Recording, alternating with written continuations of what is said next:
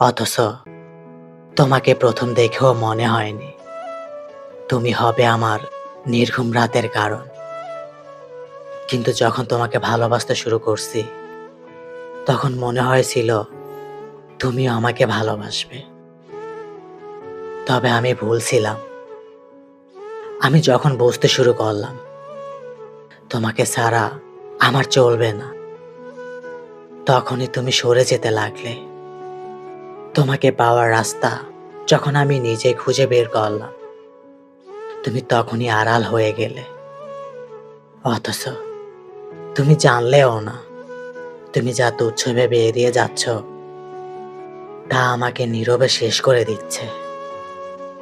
আমি জানি আমাদের পথ আলাদা, তবে ইচ্ছে হয় একটা মুহূর্তের জন্য তোমাকে আমার কষ্টটা ছুঁয়ে দেই।